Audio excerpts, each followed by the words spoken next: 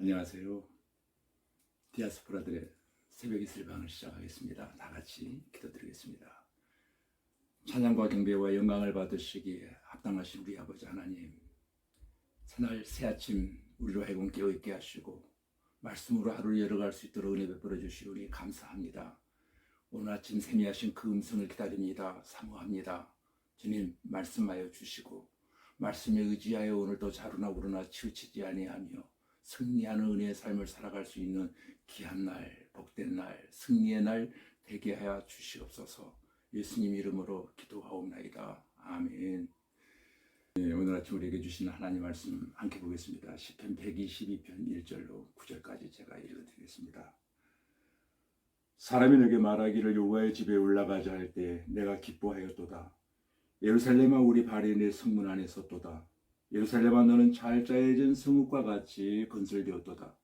지파들 곧 여호와의 지파들이 여호와의 이름에 감사하려고 이스라엘의 전례대로 그리로 올라가는도다. 거기에 심판의 보좌를 주셨으니 곧 다윗의 집의 보좌로다. 예루살렘을 위하여 평안을 구하라. 예루살렘을 사랑하는 자는 형통하리로다. 내 성 안에는 평안이 있고 내 궁중에는 형통함이 있을지어다. 내가 내 형제와 친구를 위하여 이제 말하리니 내 가운데에 평안이 있을지어다. 여호와 우리 하나님의 집을 위하여 내가 너를 위하여 복을 구하리로다. 아멘. 이 시간 우리에게 주신 하나님 말씀의 제목은 거룩한 예루살렘의 영광이라는 제목으로 함께 은혜를 나누려고 합니다. 하나님께서 우리에게 가장 귀한 교회라는 선물을 주셨습니다. 주님께서 이 땅에서 고난을 당하시고 십자가에 못 박혀 돌아가시고 또 부활하시고 승천하신 이후에 모든 하나님의 자녀들에게 동일하게 주신 하나의 선물이 있는데 그것이 바로 교회입니다. 세상의 유일한 소망인 복음을 통해서 구원하기를 작정하신 하나님의 구원 사역을 실천할 수 있는 장소는 바로 교회밖에 존재하지 않습니다. 교회가 만약 직무를 유기한다면 세상은 하나님의 영광을 전혀 보지 못하게 되어지고 마는 것입니다. 따라서 우리는 교회의 본질을 사수해야 되고 하나님의 자녀처럼 살아야만 할 것입니다. 자녀답게 살아야 된다는 것입니다. 교회는 사람으로 이루어진 믿음과 사랑의 공동체입니다. 우리 주님 예수 그리스도의 보혈로 값을 치르고 구속하신 하나님의 자녀들의 공동체입니다. 성경에서 교회를 하나님의 가족이라고 부르는 이유는 이같이 명백합니다.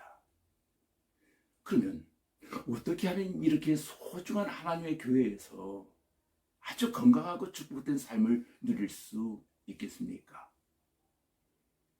영광스러운 교회 생활의 비결은 과연 어떤 것입니까? 첫째로, 성도는 교회를 향해 열린 감정으로 늘 반응해야 할 것입니다. 1절 말씀에 보면 이렇게 말합니다. 사람이 내게 말하기를 여호와의 집에 올라가자 할 때 내가 기뻐하였도다. 아멘. 신약성경에서 교회를 여호와의 집이라고 표현하고 있습니다. 여호와의 집. 여호와의 집은 하나님이 자정하시고 다스리시는 곳이기도 합니다. 하나님이 교회를 통해서 다스리신다는 거지요. 여호와의 집을 확대하면 예루살렘 성전 혹은 예루살렘으로 이야기할 수도 있을 것입니다. 여호와의 집에 올라가자 할 때 순례자의 마음에 큰 기쁨이 생겨지더라는 거예요. 여러분도 교회를 향할 때 그런 마음으로 나오시기를 바랍니다. 이것은 교회를 향한 감정의 상태가 열려 있었다라고 하는 것을 우리에게 말해주고 있습니다. 축복된 교회 생활을 하려고 하면 열린 감정이 필요하다는 겁니다.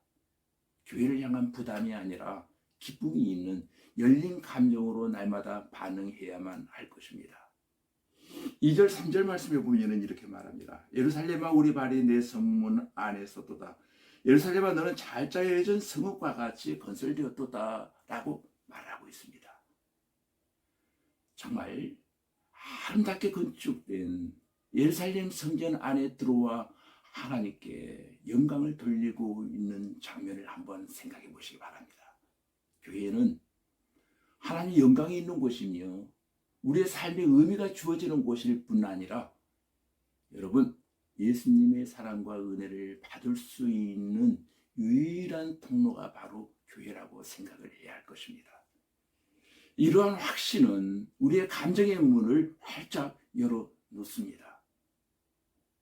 혹시 과거의 교회 생활의 상처 때문에 마음의 문빗장이 꽉 잠겨진 분들이 계십니까? 사람은 이성적인 존재일 뿐 아니라 감정적인 존재이기도 합니다. 감정의 상함을 주님의 사랑으로 치료받게 되시기를 바랍니다. 교회 생활의 의미와 축복은 주님의 구원과 동료 교우들에 대한 열린 감정을 통하여 열매 맺게 되어지는 것입니다. 감정의 문을 여러분 항상 닫지 마시고 매 예배 시간마다 활짝 열어놓으시기를 바랍니다. 두 번째, 성도는 교회 생활을 통해 하나님의 복을 누리게 되어진다는 겁니다.